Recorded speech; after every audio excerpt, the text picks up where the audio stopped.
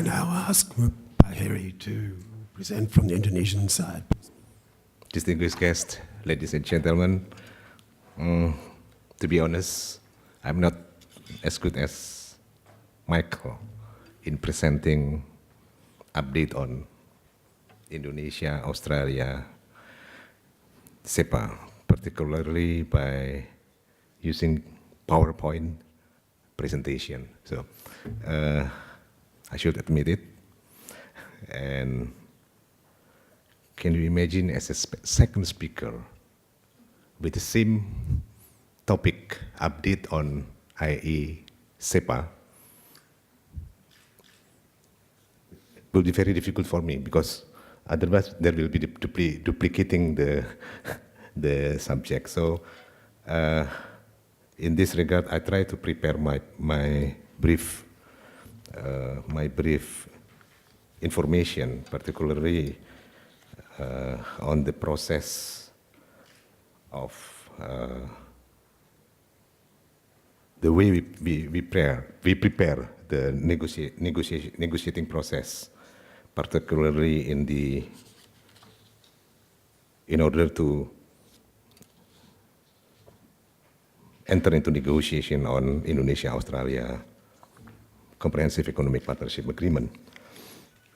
Ladies and gentlemen, let me focus first on bilateral trade relations. Indonesia and Australia total trade reached 8.3 billion in 2010, increased by 24.5% over the previous year.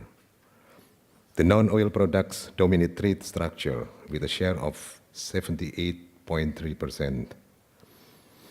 During period of 2005-2009, the trend of total trade between the two countries continued to show positive growth of 10.7% per year, although it has experienced a contraction of 17.4% in 2009 due to negative impact of global economic crisis.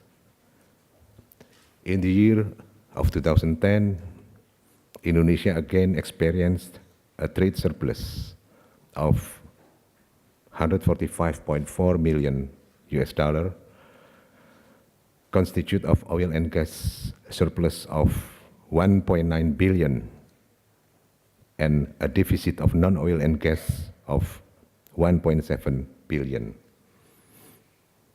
Australia was the 15th largest destination country for Indonesian non-oil export in 2010, with a share of 1.8%. Indonesian non-oil export to Australia in 2010 grew 38% with a growth trend in the period of 2005-2009 of 11.8% per year. Meanwhile, Australia is still included in the 10 biggest country of origin of Indonesia with a share of 3.8%. The growth of non-oil import from Australia in 2010 is lower, or 22.2%, compared to export of growth over the same period. Based on statistic of Indonesia's data for 2010, the biggest of Indonesian non-oil export to Australia consists of natural culture pearls, precious or semi-precious stones, precious metals, metals clad with precious metal and articles thereof, imitation jewelry, coin, electrical machinery and equipment and parts, sound recorders and reproducers, television image and sound recorders and reproducers, and parts of accessories such articles and wood articles of wood charcoal amounted to $439 million,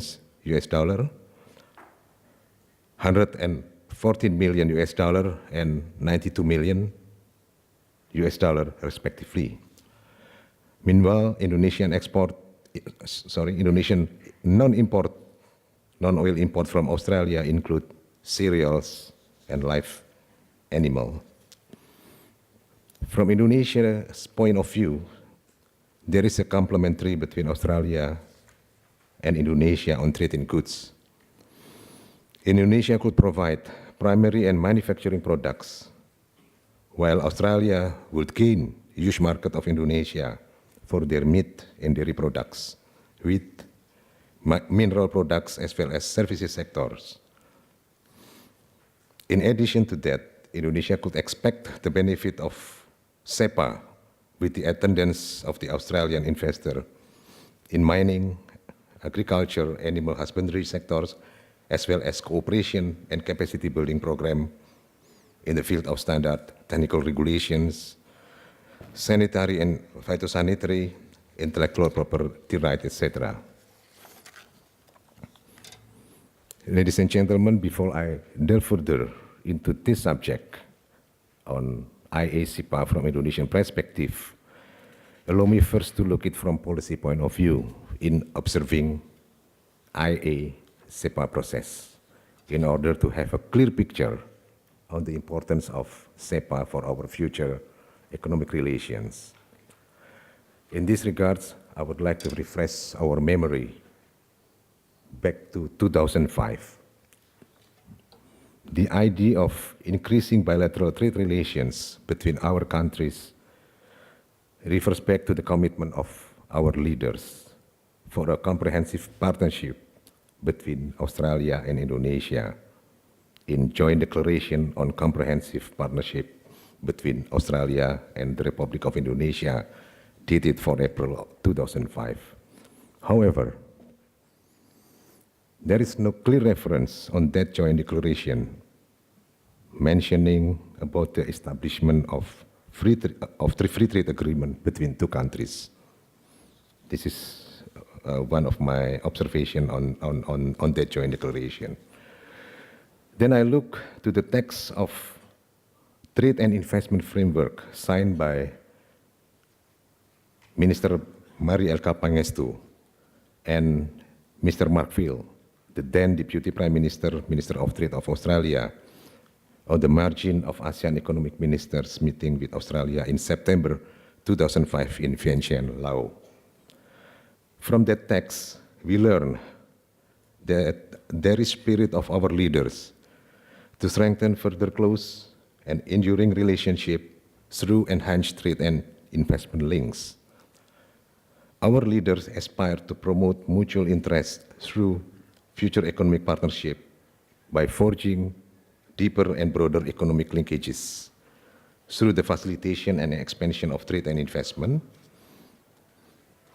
It was also stated on the framework that both countries will work to enhance cooperation on trade, investment, and business climate issues, forge a closer policy dialogue on economic and investment climate issues, contribute to trade and investment facilitation through minimizing impediments, promoting transparency in regulations and reducing cost, promote business competitiveness and enhance capacity building and bilateral technical assistance in the areas of trade and investment policy and economic governance.